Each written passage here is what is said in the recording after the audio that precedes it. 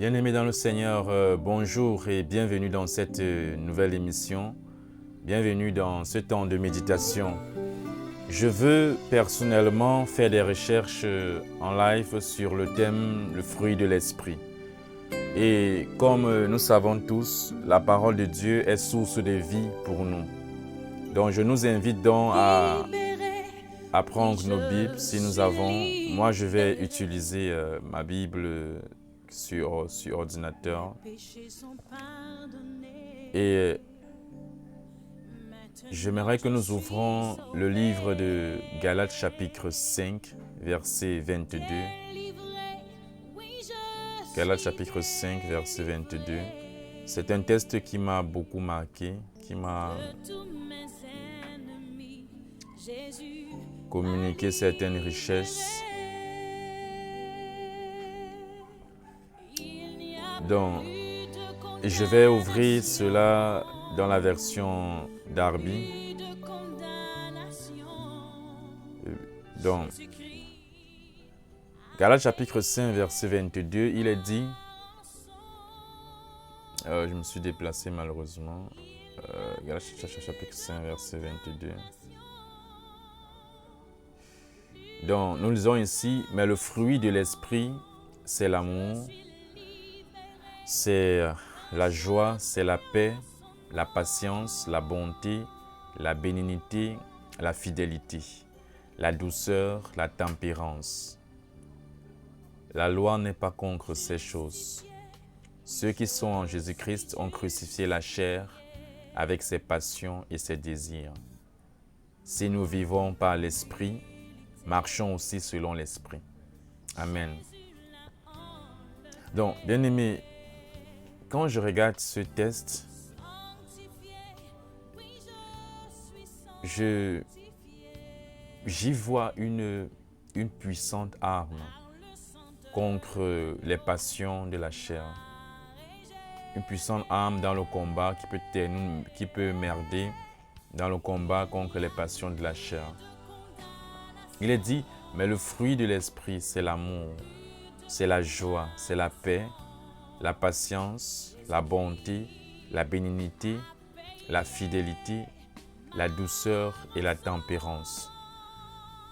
Chaque fois que je suis tenté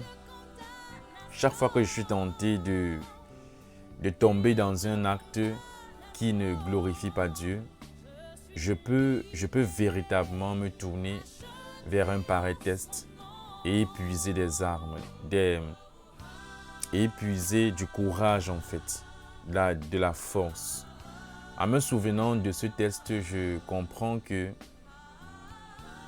en fait, j'ai déjà crucifié ma chair avec ses passions, tel qu'il est dit au verset 24, je pense bien.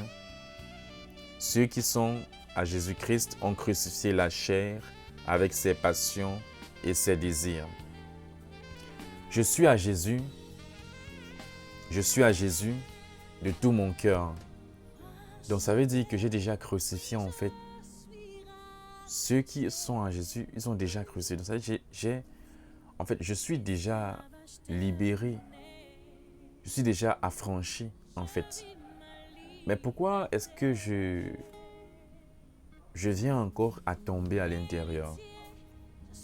Peut-être parce que je ne m'appuie pas sur cette vérité. Ceux qui sont en Jésus, ils ont déjà, le verbe là est au présent. Ils ont déjà crucifié la chair avec ses passions et ses désirs. Le combat qui est mon combat et qui est aussi notre combat, c'est le combat de la sanctification. Parce que nous avons été comme appelés par Dieu pour être mis à part. Pour pouvoir marcher dans ce monde en servant Dieu, marcher dans ce monde dans la sainteté. Et lorsqu'on parle de sainteté, je ne vois pas directement, en fait, je vois quelqu'un qui est comme obligé de faire ce que quelqu'un d'autre veut qu'il fasse, vivre comme quelqu'un d'autre veut qu'il vive, un mis à part. Nous ne sommes plus mélangés. Dieu nous a séparés. Et en opérant cette séparation-là, à ce qui semble, Dieu en fait a crucifié notre chair et nos passions. Chose que je dois me rappeler, tu dois te rappeler constamment que tu n'es plus tenu de vivre selon les passions de la chair, selon les appels de la chair. Si peut-être hier tu as vécu ainsi, ce matin le Seigneur vient dire que il y a un moyen pour ne plus vivre comme ça.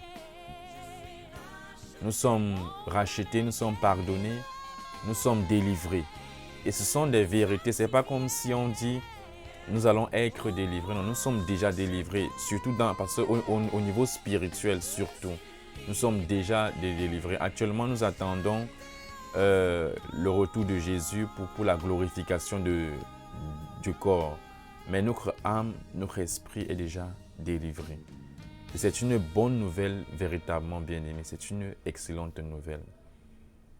Que le Seigneur nous bénisse et nous donne de marcher par l'Esprit afin d'accomplir les œuvres de l'Esprit. Nous ne sommes plus tenus de vivre dans notre nature d'avant. Nous ne sommes plus obligés. Nous ne sommes plus forcés. Non, il n'y a plus de forcing. Ceux qui sont en Jésus ont crucifié la chair avec ses passions et ses désirs. Et si nous marchons, si nous vivons par l'Esprit, nous devons aussi accomplir les œuvres de l'Esprit.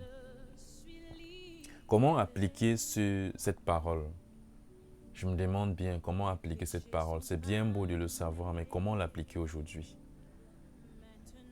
Quand je vais sortir pour aller à mes occupations, je serai tenté de faire quelque chose qu'il ne faut pas. Je serais peut-être tenté d'injurer quelqu'un, de me mettre en colère, de m'emporter, de jalouser ou alors même de déprimer.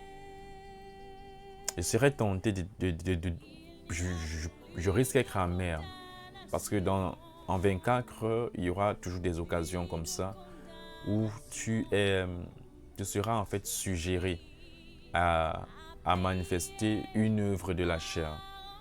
Déjà, je dois l'identifier et me dire, elle a été crucifiée sur la croix. Oui, j'ai déjà crucifié de telles œuvres. Je ne suis plus à ce niveau. Je ne suis plus à ce niveau. La prochaine fois, je vais essayer de m'arrêter sur un mot, l'amour.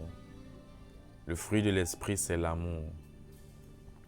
Amour, et il est dit que la chair n'est pas contre ces choses-là. Je vais tenter de m'arrêter sur ce mot-là, tenter de le comprendre, tenter de l'expliquer, de me l'expliquer, de vous l'expliquer et de trouver également des éléments d'application. L'amour, le fruit de l'esprit, c'est l'amour. Quand je vois ce verset chaque fois, le verset de Galates 5, 22 ici, je ne sais pas, mais j'y vois vraiment quelque chose de... J'y vois vraiment un secret. C'est comme s'il y a un secret, c'est comme s'il y a quelque chose en dessous de ce verset. C'est comme s'il y a une clé pour pouvoir marcher dans la victoire, dans une victoire permanente. Dans ce verset de Galates 5, 22, il y a comme une clé à l'intérieur pour pouvoir marcher victorieusement, constamment. Et que le Seigneur nous donne vraiment de la trouver. Amen. On se dit à la prochaine par la grâce que Dieu va accorder et que toute la gloire soit rendue au Seigneur. Retenons ce que nous avons pu lire, ce que nous avons pu écouter et ensemble vivons par l'Esprit. Vivons par l'Esprit. Amen.